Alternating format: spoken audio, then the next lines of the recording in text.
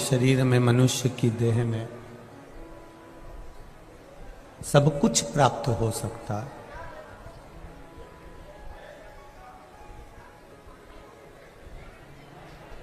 पर जो भगवान की अविरल भक्ति है, जो भगवान का भजन है, जो भगवान का कीर्तन है, जो भगवान का स्मरण है, मंत्र जाप है, जिनको बात करना है आसपास में, उनसे निवेदन है कि कथा या तो हम थोड़ी देर रोक दें, आप लोग पहले बात कर लो, उसके बाद कथा चालू कर लें। पंडाल के आसपास में जितने लोग भी खड़े हों, बैठे हों, निवेदन केवल इतना सा है, वो कभी ये नहीं देखते कि आपके पास में धन कितना है, आपके पास में वैभव कितना है, आपके पास में संपदा कितनी है।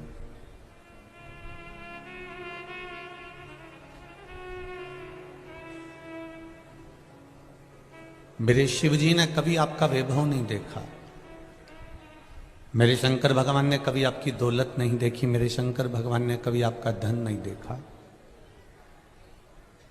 आप सब तो मां गंगा के किनारे के हो, गंगा के घाट के हो। आप सब इस बात को अच्छे से जानते हो कि गंगा के किनारे भी वही निवास कर सकता है जिसको महादेव ने अपना बनाकर भेजा हुआ होगा।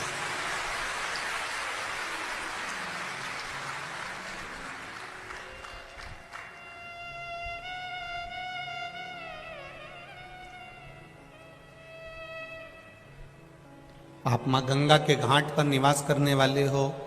संपूर्ण ये कानपुर की जो धरा है, यहाँ से जो गंगा मैया निरंतर आनंद करती हुई, कल कल करती हुई जो जाती है,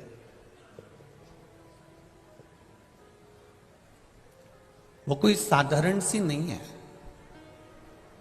हमने कई बार कथाओं में पहले भी कहा है, आज फिर कहते हैं, मेरी माताएं, मेरी दीदियां, मेरी बहनें अपने कमरे में वही सामान रखती है जो काम का होता है। अपने कमरे में मेरी माताएं कभी फालतू सामान नहीं रखती। जो फालतू सामान है उसके लिए अटाले का कमरा अलग होता है, कबाड़े का कमरा अलग होता है। जो कीमती चीज हो, काम की चीज हो, वो मेरी माताएं अपने कमरे में रखती है, संभाल के रखती है, अपने पास रखती है। उसी तरह पृथ्वी पर वही जन्म लेता है जिसको महादेव ने कीमती बनाया हुआ होता है, अपना बनाया हुआ है। वैकुंठ में भगवान विष्णु है, ब्रह्मलोक में ब्रह्मा जी हैं, पर मृत्यु लोक में मेरे देवादिदेव महादेव हैं। और महादेव की जो धरा है, पृथ्वी है, ये संपूर्ण ब्रह्मांड, ये संपूर्ण पृथ्वी शिव का अपना घर है। मेरे भोलेनाथ जी का निज निवास है ये पृथ्वी। और जिस गंगा के घाट पर ये कानपुर वासी निवास करते हैं, जिस गंगा के घाट पर आप लोग निवास करते हैं, ये गंगा के घाट पर निवास करने वाला कोई साधारण नहीं हो सकता। जब पूरी पृथ्वी मेरे शिव की है, तो गंगा के तट पर रहने वाले तो शंकर के अपने परिवार वाले ही होंगे, जो कथा का रसतत्व ग्रहण कर रहे। मैं संपूर्ण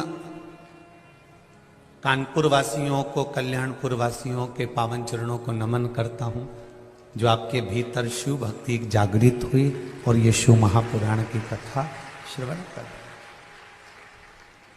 अविरल भक्ति का सुख है शिव। तेरी कृपा बिना न हिले एक भी अणु, लेते हैं श्वास तेरी कृपा से तरू तरू। बखान क्या करूं मैं राखों के ढेर का, चपटी बबूत में खजाना कुबेर का। मेरे शिव कभी आपका खजाना नहीं देखे, मेरे शंकर भगवान ने कभी आपकी दौलत नहीं देखी, मेरे शिव जी ने तो केवल इतना देखा चित्ता से।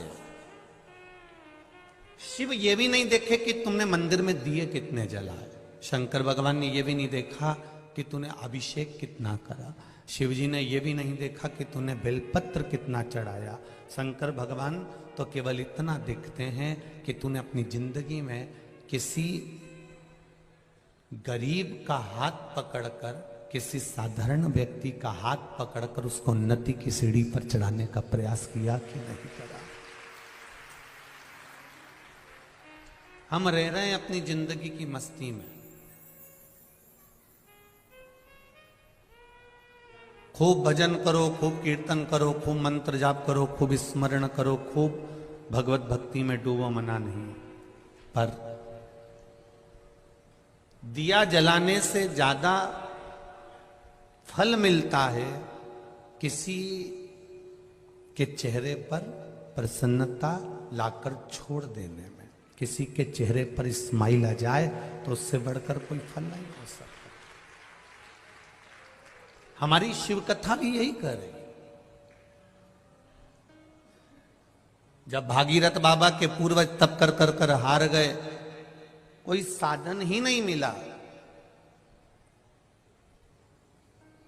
60,000 राख के ढेर पड़े हुए हैं कपिल बाबा के आश्रम में, और उनका उद्धार कैसे हो?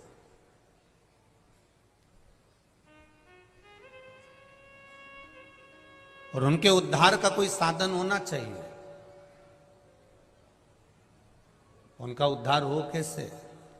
कपिल बाबा के आश्रम में 60,000 राख के ढेर पड़े हुए हैं, 60,000, पर उनका उद्धार कैसे हो?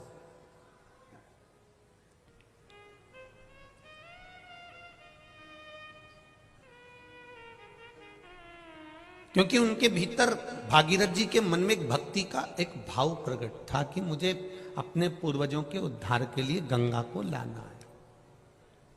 जैसे आपके भीतर की भक्ति है, जैसे आपके भीतर का विश्वास है, आपके भीतर की दृढ़ता है, आपके भीतर का विश्वास है, तभी तो ये पूरा पंडाल जो इन कार्यकर्ताओं ने बनाया, 1 2 3 पंडाल जो बनाए हैं, उससे बाहर तपतपाती हुई धूप में भी आप लोग बैठकर कथा का रस तत्व ग्रहण कर रहे हो। ये आपकी भक्ति ही तो है।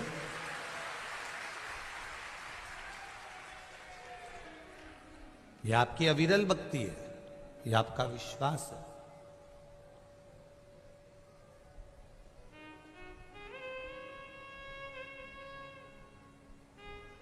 सिटी से बहुत दूर है कथा स्थल। आप लोग आए होंगे तो आपको मालूम पड़ा होगा, बीच में क्रॉसिंग भी आता है। सब कुछ पार करने के बाद तब कॉलोनी के द्वार पर पहुंचकर तब जाकर कथा के एकांत में अकेले, जहां शिव है और आप हैं, और कुछ नहीं। और उसमें भी आपने ये नहीं देखा कि हम धूप में बैठ रहे हैं कि जगह है कि नहीं। कई जगह तो मैं देख रहा हूं कि बिछात तक नहीं, उसके बाद भी आप लोग आराम से बैठकर धूप में अलमस्त होकर कथा का रस तत्व ग्रहण कर रहे हैं। मैं आपकी भक्ति को नमन करता हूं, प्रणाम है आपके चरणों को, नमन है।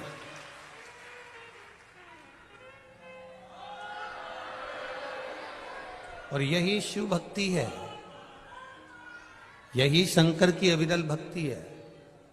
और इस शंकर भगवान की अविरल भक्ति को देखने के लिए कहीं जाने की जरूरत नहीं। उसके भक्त जो होते हैं वो आनंदित हो। 60,000 राख के ढेर कपिल बाबा के आश्रम में पड़े हुए हैं, और भागीरथ जी महाराज जी विचार में लगे हुए हैं कि गंगा एक बार आ जाए और मेरे ये 60,000 काकाओं का उद्धार कर दे। अब इनका जो मन था कि गंगा एक बार आए और 60,000 का उद्धार कर दे, 60,000 काकाओं का उद्धार कर दे, पर गंगा तो गंगा है, केवल 60,000 के उद्धार के लिए गंगा थोड़ी ना आई है।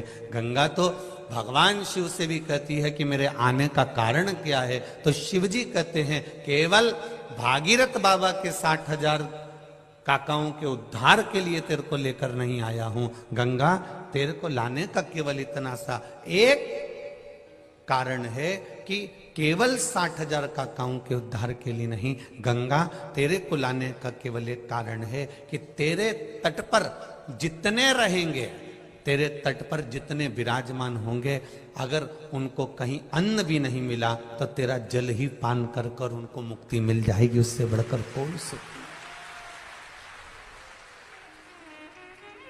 गंगा के घाट पर जितनी भूमि होती है वो सिंचित भूमि कहलाती है, और सिंचित भूमि पर थोड़ा सा भी लगाया जाए उसका फल अधिक मिल जाता है।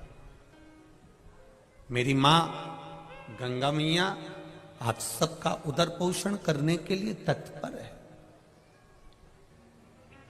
शिव कभी नहीं देखते कि आपका वैभव कितना है, भगवान शंकर ने कभी नहीं देखा कि आपकी दौलत कितनी है, भगवान शिव ने कभी नहीं देखा कि आपका वैभव, आपकी दौलत, आपकी संपदा, आपकी सत्ता